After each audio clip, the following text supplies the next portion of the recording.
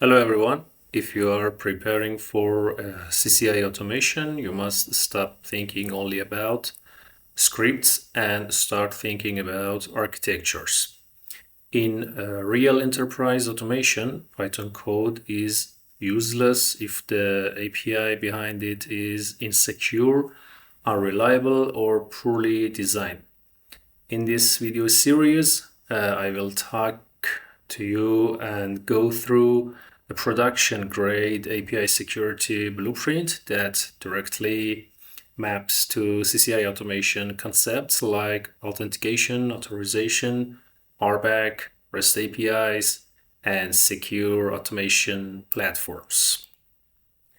As you know, building secure APIs is a critical skill in modern network and development environments, where automated systems require fine-grained access control and enterprise-grade authentication.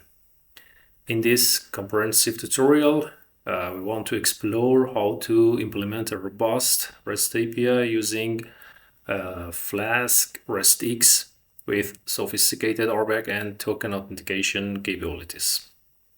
First of all, let's see why we want to use Flask RESTX. Flask RESTX represents the evolution of Flask REST Plus and provides specialized tools that make it well suited for enterprise API development with advanced security requirements.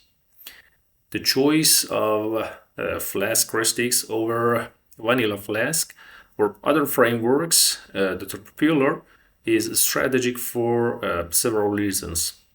First of all, for its automatic Swagger and OpenAPI documentation, for its request validation, for structured organization, and also response marshalling, and finally for built-in error handling. In this video, we want to talk about these reasons that makes us choose Flask RESTX.